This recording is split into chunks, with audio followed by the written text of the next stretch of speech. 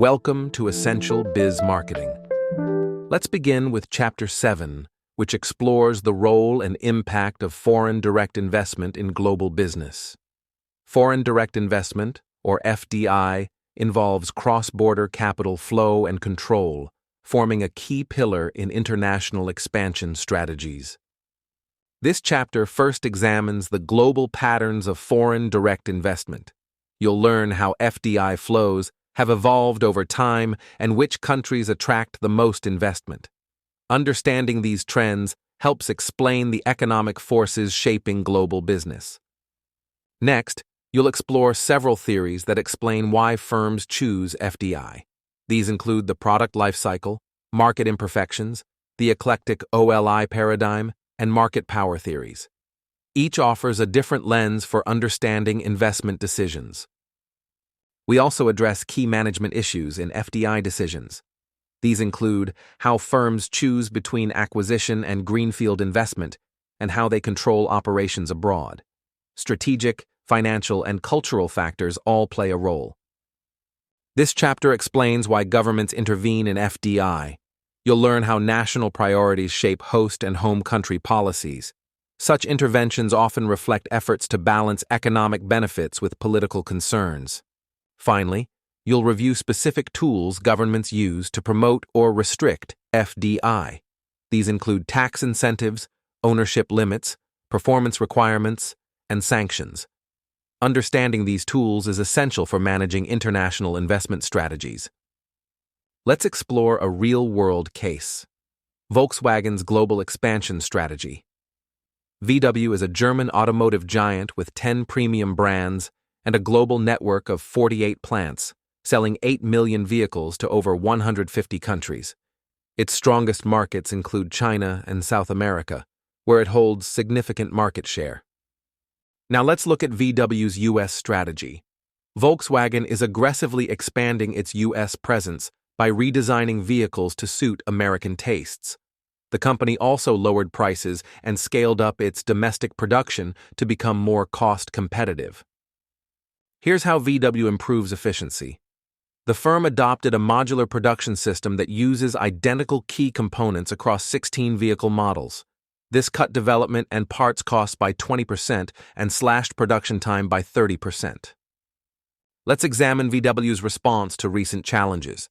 After diesel emission violations, VW pledged a $2 billion investment in U.S. electric vehicle infrastructure by 2028. This move aligns with green energy goals and U.S. market recovery strategies. Government policies also shaped VW's strategy. VW benefited from the VW law, which lets the German state of Lower Saxony, owning 20.1%, block hostile takeovers. This protection reflects Germany's tight link between state interests and corporate governance. Now we connect this case to broader FDI themes. VW's international operations illustrate how FDI enables the cross-border flow of capital production and managerial control. It shows how firms localize strategies while retaining central ownership abroad. Let's begin with the basics. Foreign direct investment, or FDI, refers to a company investing in another country to gain ownership or control over foreign business operations. Unlike portfolio investment, FDI involves active managerial control and long-term engagement. Here's what makes FDI unique. FDI requires significant ownership stakes and control over operations. It differs from passive financial investments and emphasizes strategic influence abroad.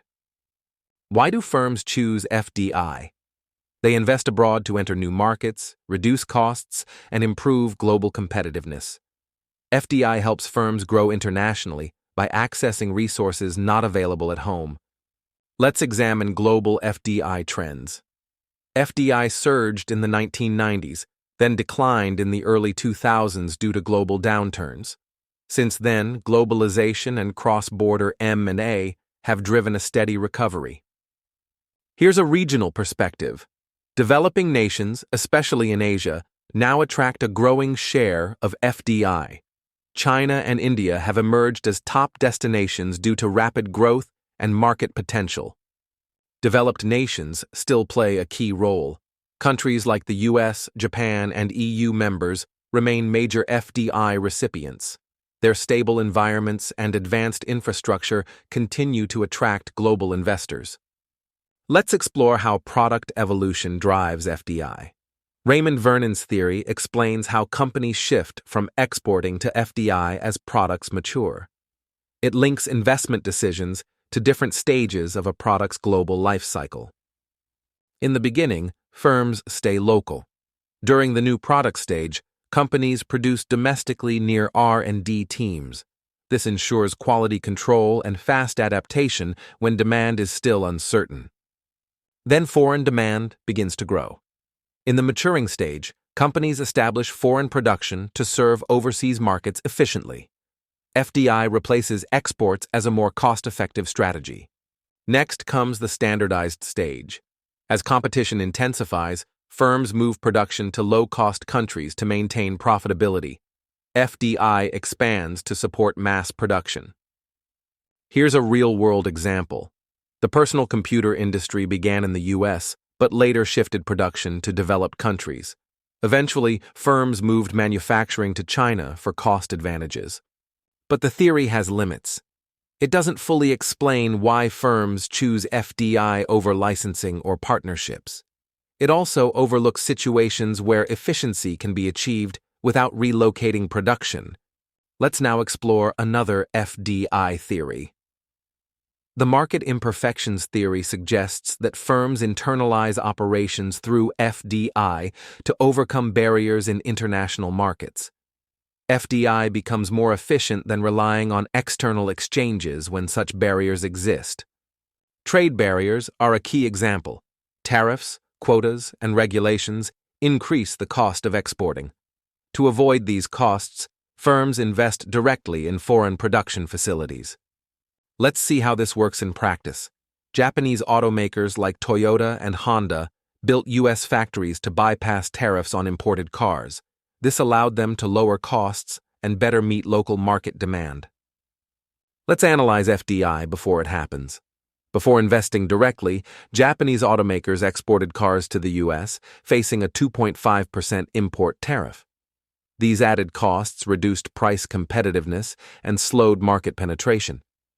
Now see the impact after FDI. By building factories in the US, firms like Toyota eliminated import tariffs entirely. This shift reduced costs to 0%, enhanced responsiveness to local demand, and gave Japanese brands a stronger US presence. Let's turn to knowledge-based advantages. Some firms hold specialized knowledge, like technical expertise or brand value, that cannot be safely transferred. Licensing this knowledge risks creating future competitors and eroding competitive edge. This is why firms internalize operations. Companies like Intel and Samsung avoid licensing their chip-making technology. Instead, they establish wholly owned foreign subsidiaries to protect innovation and retain full control. Let's break this down using Samsung's FDI model. In Korea, Samsung develops cutting-edge semiconductor technologies and conducts R&D in secure facilities. This home base anchors the company's proprietary knowledge and innovation pipeline. Now see how Samsung scales this globally.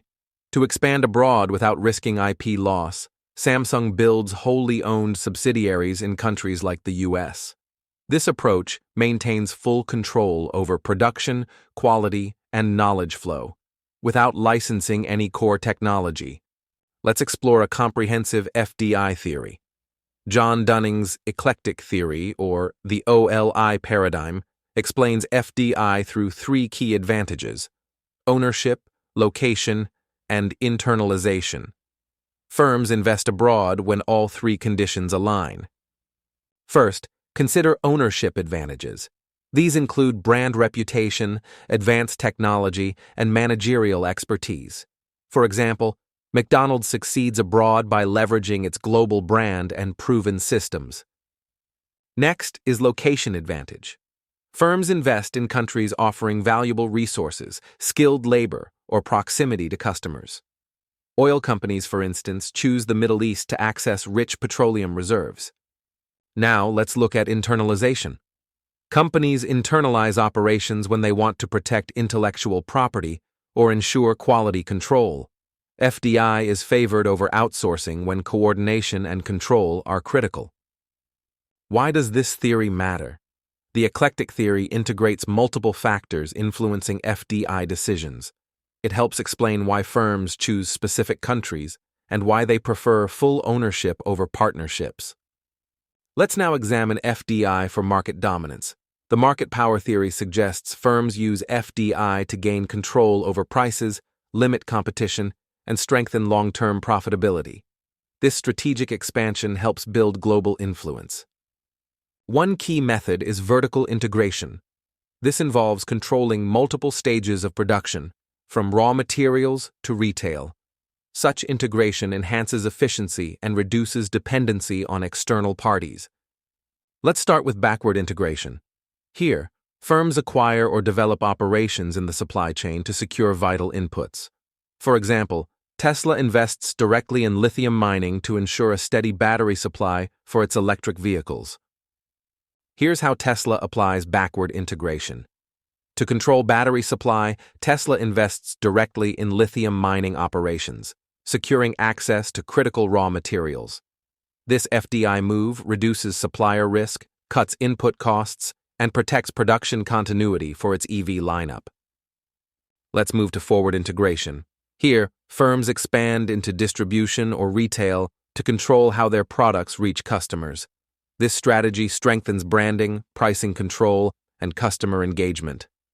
Apple shows how this works globally. By investing in wholly owned retail stores worldwide, Apple ensures a consistent user experience and pricing strategy. This FDI-based control helps build loyalty and elevate its market power across borders. Let's explore management concerns in FDI. Firms often prefer full ownership of foreign operations to align with global strategy. However, some governments mandate joint ventures to protect local industries. Ownership isn't the only key decision. Companies must choose between acquiring an existing firm or building a new one.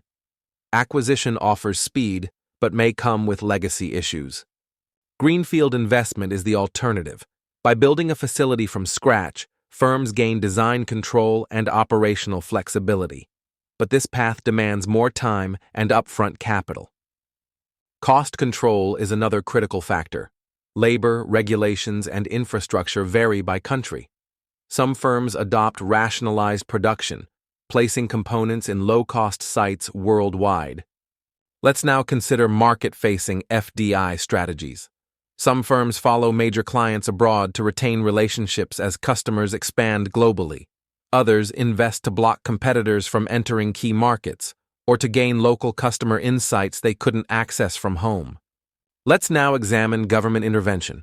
Both host and home countries regulate FDI to balance national interests. They weigh benefits like growth and jobs against risks like foreign control or capital outflows. Host countries often promote FDI. They offer tax incentives, low-interest loans, and improved infrastructure to attract investment. For example, Ireland and Singapore have used these tools to build thriving tech hubs. But restrictions are also common. Hosts may limit foreign ownership in sensitive sectors or impose local sourcing rules.